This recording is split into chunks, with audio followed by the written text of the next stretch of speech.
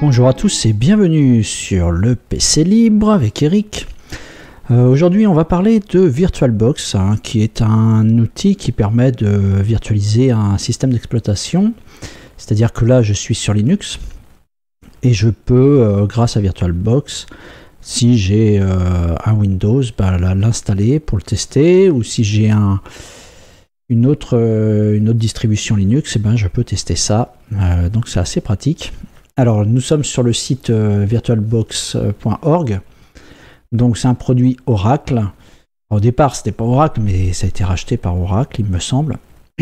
Cependant, le produit est open source, il est sous licence GNU GPL version 2.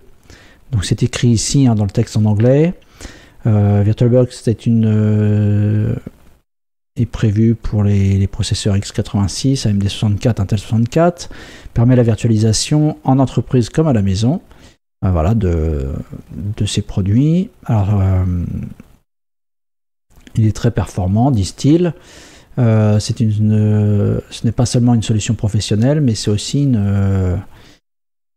une solution gratuite, voilà, sous licence open source GNU GPL 2. Voilà, donc ça fonctionne sous Windows, sous Linux, sous Mac, sous Solaris, et c'est capable d'émuler plein de choses comme Windows NT, 2000, XP, serveur 2003, Vista, Windows 7, 8, 10, Linux 2, 4, 2, 6, 3 et 4, Solaris and Open Solaris, OS2 et OpenBSD. Alors j'ai dit émuler, mais ce n'est pas un émulateur, je me suis trompé.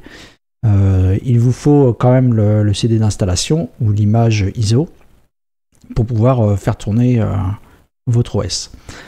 Donc ensuite, une fois que vous êtes sur le site, vous cliquez sur le bouton Download, voilà, et vous voyez les différents packages en fonction de votre OS.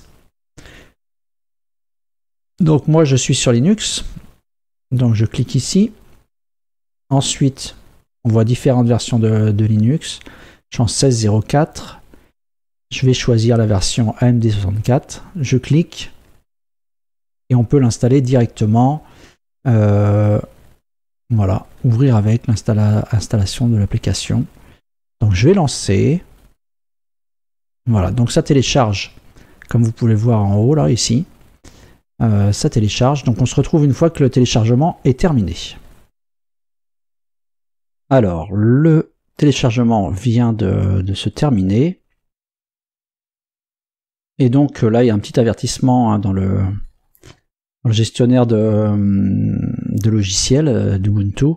Il dit « Ce logiciel provient d'une tierce partie et est susceptible de contenir des éléments non libres. » Donc, on clique sur « Installer » et on rentre le mot de passe qui va bien.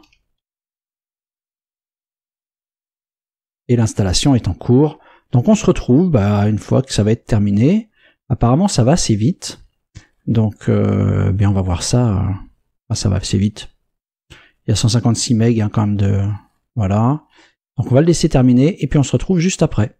Alors notre installation est apparemment terminée puisqu'on voit maintenant qu'il y a écrit supprimer à la place d'installation. Donc ça doit être bon. On va vérifier ça alors que vous voyez mon petit panneau voilà, d'OBS. Donc on va voir si c'est effectivement bien installé. On va dans le menu. Je pense que c'est dans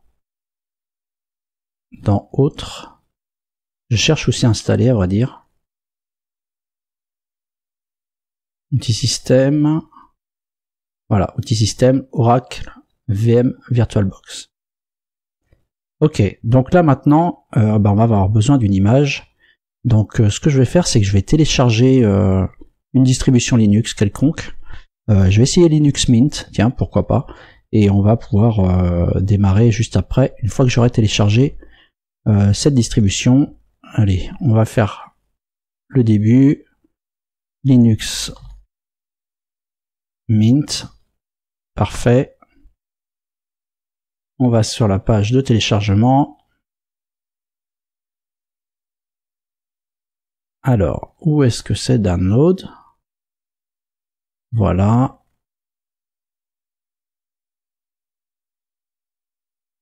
Alors, qu'est-ce qu'il y a? Il y a deux versions avec Cinnamon et Mate. On va prendre Cinnamon. On prend la version 64 bits. Elle fait 1,6 Go. On cherche un serveur. Serveur en France. Par exemple.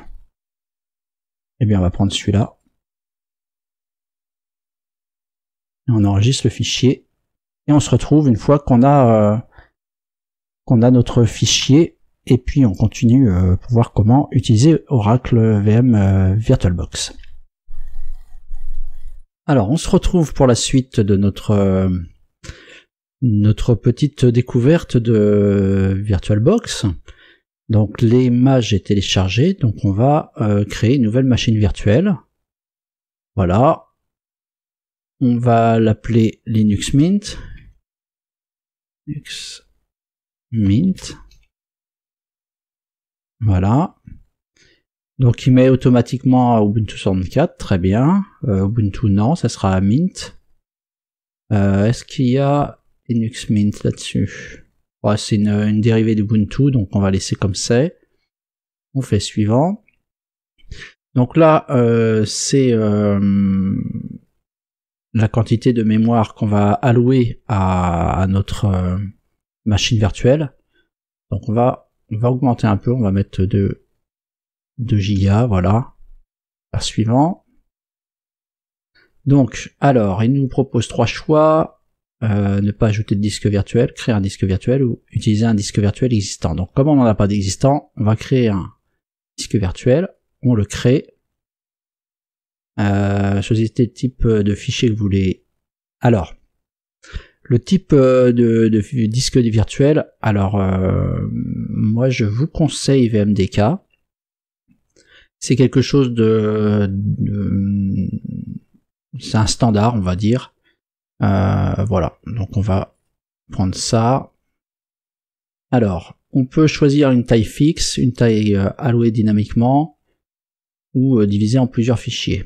Alors, allouée dynamiquement, ça n'utilisera d'espace sur votre disque dur physique qu'au fur et à mesure qu'il se remplira. Cependant, il ne se réduira pas automatiquement lorsque l'espace, celui-ci sera libéré. Un fichier de disque dur à taille fixe sera plus long à créer sur certains systèmes, mais sera souvent plus rapide à utiliser. Donc nous, on va faire une taille fixe. On va faire suivant. Combien il me donne? 8 gigas.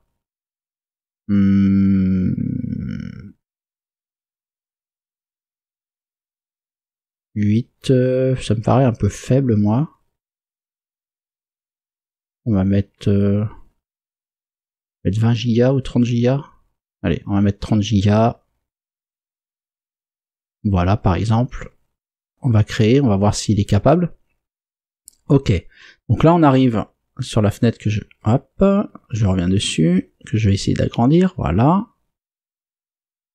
Exprès pour que, décidément, que vous voyez bien, mais il faut juste...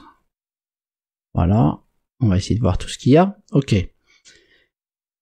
Donc pour l'instant la machine est éteinte et donc on a différentes informations, la mémoire vidéo donc qui est de 16 MB, qui est pas top, mais bon c'est pas bien grave pour ce qu'on veut faire puisque c'est simplement de tester la distribution. Le contrôleur IDE, lecteur optique, donc c'est là qu'on va aller choisir notre image. Donc on clique dessus et on choisit l'image de disque existante.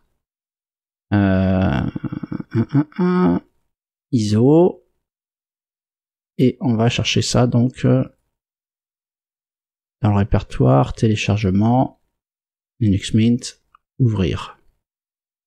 Voilà, donc là on a maintenant notre image et on n'a plus qu'à lancer, démarrer la machine virtuelle.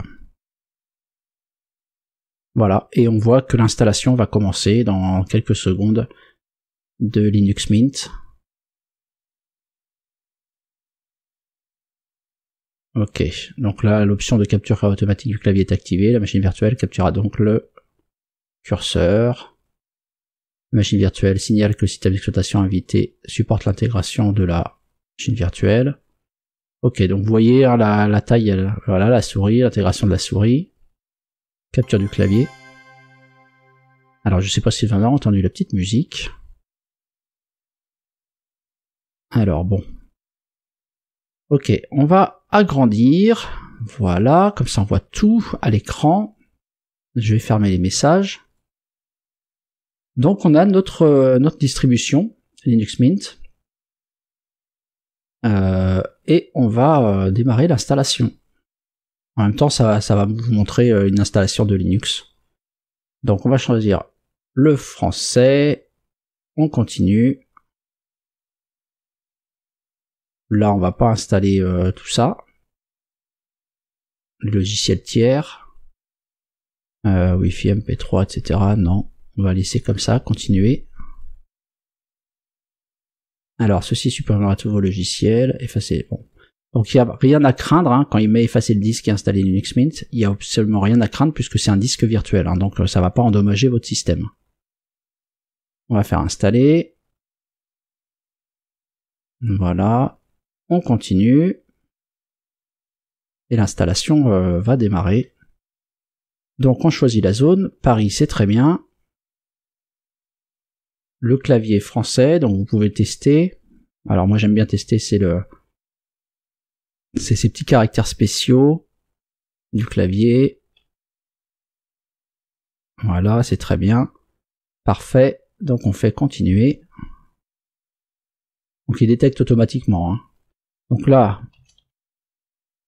Eric. Voilà, choisir un nom d'utilisateur. Mot de passe, on va mettre Eric. Pas grave, même s'il dit que c'est trop court. Trop court. Alors on va mettre autre chose. On va taper s'il veut bien.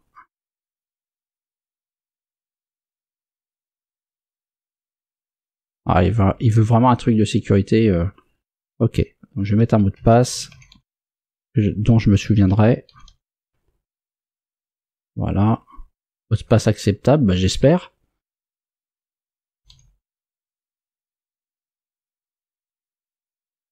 Et je continue. Voilà, il copie les fichiers. Donc c'est comme une installation normale hein, sur votre PC quand vous mettez une clé USB avec l'image ISO dessus. Eh bien c'est la même chose. Sauf que là c'est une machine virtuelle. Donc c'est quand même assez pratique, ça vous permet comme ça de tester. Alors je le rappelle, hein, VirtualBox existe aussi bien sur macOS que sur Windows. Donc vous pouvez l'installer et tester comme ça des distributions Linux, puisque c'est gratuit. Donc vous pouvez tester. Donc ça peut être bien sympathique. Là il est en train de copier les fichiers. Donc on va patienter un petit peu et puis on va voir le temps que ça prend. J'espère que ça va pas être trop long.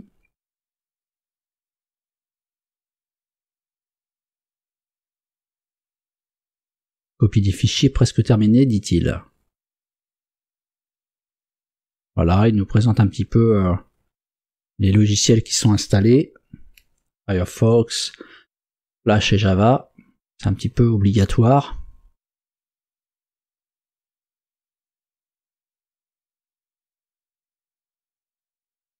Donc là, je sais pas si on pourra aller sur Internet avec, hein, c'est pas évident. Je crois qu'il y a une histoire d'adresse IP à configurer. Donc ça, il faudrait que je le montre dans un prochain tuto, il me semble. Là, c'est vraiment pour faire la découverte de VirtualBox. Et puis l'avantage, là, c'est qu'il prend vraiment la résolution de votre écran. Vous pouvez, bien sûr, ici, configurer en même temps, vous voyez, tout, paramètres USB, réseau, lecteur optique, donc c'est celui qu'on a choisi. On peut faire des glisser-déposer à partir de notre PC vers la machine virtuelle. C'est assez sympathique. Donc là, il installe le système. Donc on va le laisser terminer, puis on se retrouve juste après. Alors là, on reprend un petit peu avant la fin de l'installation. Voilà, ici, il vous montre un petit peu les logiciels que vous pouvez installer. Il y en a plus de 30 000 applications gratuites. Voilà, Steam, Dropbox, Blender, Minecraft. Vous voyez un petit peu le logiciel phare. Voilà, l'installation est terminée. Et bien, on va redémarrer maintenant la machine virtuelle. Et si tout va bien, là, ça devrait s'éteindre. Redémarrer, voilà.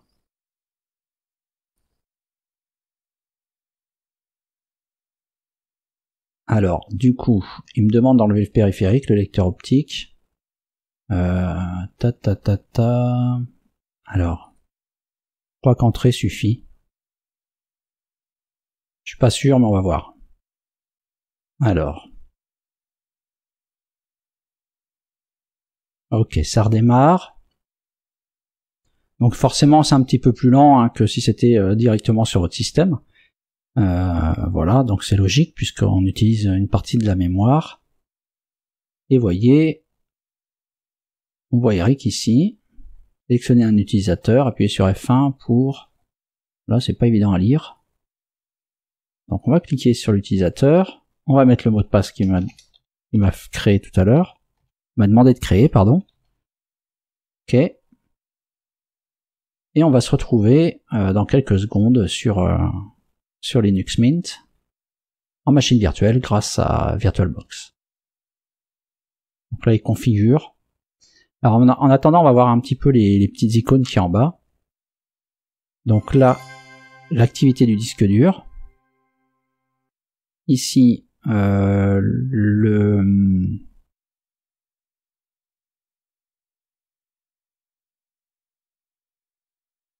Ok, là il est. Alors là, j'ai un petit message, pardon. Exécution en mode de rendu du logiciel. Cinnamon est actuellement en cours d'exécution sans accélération matérielle vidéo. Et par conséquent, vous pouvez observer une utilisation de votre CPU beaucoup plus élevée que l'utilisation normale. Ok, ça c'est pas bien grave. Donc j'étais en train de commenter un petit peu ce qu'il y avait. Donc là, pour dire qu'il n'y a pas de disque d'insérer. Ici, c'est la connexion réseau. Vous voyez, on a une IP en 10.0, donc une IP, on va dire, privée. Ici, il nous dit qu'il n'y a pas de branchement USB d'effectuer. Ça, c'est des dossiers qui ne sont pas partagés. La mémoire vidéo est 16 MB, donc c'est tout petit. Capture vidéo désactivée. Ça, c'est le statut de la RAM, etc. Ici, des petites indications. Donc, en fonction du symbole, on voit que effectivement, on a l'intégration de la souris qui est activée. Le curseur sera capturé quand on verra une petite souris, quoi. Et puis là, si on veut que le clavier soit capturé, il faut appuyer sur CTRL droite. Ok.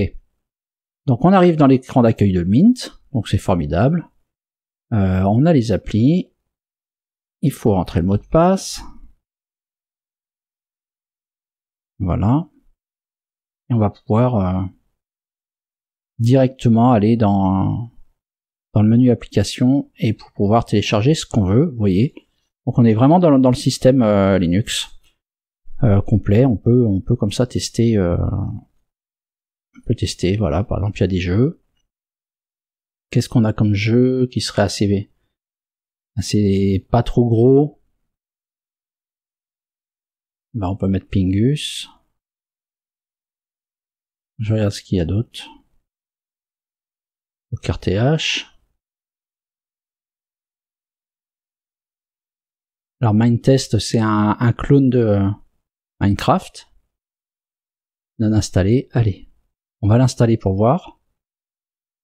Donc vous voyez, l'installation est en cours. Donc il est assez propre, hein, Linux Mint. Franchement, je l'avais pas testé depuis très longtemps et en plus, il me semble assez simple à mettre en place. Voilà, il est installé. Donc là, on peut fermer. On va fermer. Donc là, on peut voir les drivers.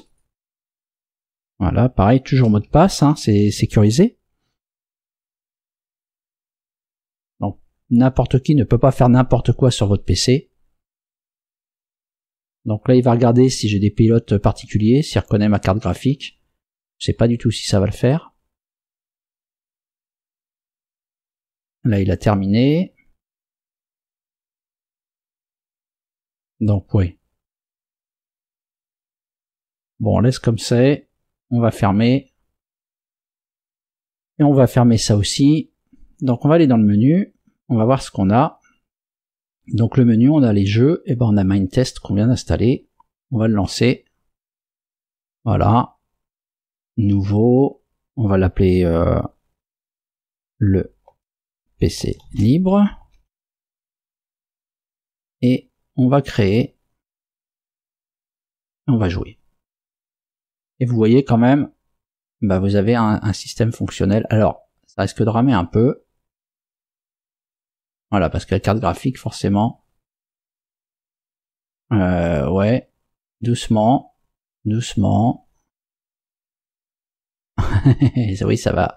Forcément, hein, ça, c'est pas évident. Il y a peut-être des choses à régler. Mais ça fonctionne.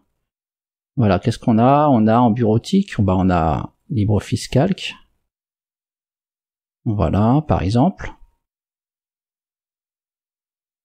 Vous voyez, hop, on se retrouve vraiment avec... voilà, je peux marquer, je sais pas, 1, 6, 5, égale la somme de ça. Hop, vous voyez, c'est complètement fonctionnel. Donc, voilà un petit peu à quoi peut servir VirtualBox, à tester un système d'exploitation. Et ça, c'est quand même assez sympathique. Graphisme, bah on a GIMP. Voilà, vous voyez, ça se télécharge.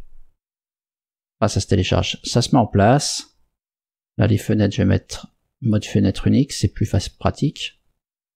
Ok. Et puis, voilà quoi. Donc c'est cool. Il est propre, hein, franchement. Peut-être que je le testerai à la place d'Ubuntu. Je verrai. Peut-être que je mettrai un dual boot sur mon PC pour le tester un peu plus. Voilà. Donc vous avez plein d'applications. Hein, vous avez vu. Verrouiller l'écran, se déconnecter, quitter le terminal, les paramètres système, le gestionnaire de logiciels, le navigateur Firefox. On va aller voir. Je sais pas du tout si c'est connecté là l'internet. Apparemment oui, parce qu'il est capable de comment dire de télécharger, donc il n'y a pas de souci. Si je cherche les taux 7 gaming, on va voir si on trouve quelque chose. Bah absolument. Voilà, les taux 7 gaming, c'est ma deuxième chaîne. Hein. Je vais en faire un petit peu de publicité. Bah oui, voilà. Parfait. On retrouve donc les vidéos. Donc si je clique, alors, je sais pas si ça va marcher, on va voir. Eh bien oui, on a même le son. On passe en plein écran. Franchement, on a même les pubs. Bonjour à tous et bienvenue sur les taux 7 Gaming. Et vous me voyez en train de circuler sur un rail. Oh, joli l'effet, n'est-ce pas? Voilà, bah écoutez, bah, j'espère que cette petite découverte de VirtualBox vous aura intéressé. Après, bah, pour éteindre la machine, vous faites comme si vous quittiez voilà. Comme si vous éteigniez votre ordinateur, éteindre. Donc ça va éteindre la machine virtuelle. Hop. Et puis bah après, vous n'avez plus qu'à fermer VirtualBox. Voilà. Bon, bah j'espère que tout ça vous aura plu. N'hésitez pas à mettre des commentaires, à liker la vidéo si elle vous a satisfait, et puis à vous abonner si ce n'est déjà fait. Et puis bah, n'hésitez pas non plus à faire un petit tour sur ma chaîne de jeu. Vous allez voir à quel point je suis mauvais. Voilà. Bon, j'espère que c'était une vidéo intéressante pour vous. Je vous dis à très bientôt pour de nouvelles aventures sur le PC libre avec de nouvelles choses à découvrir. Allez, à bientôt, bye bye.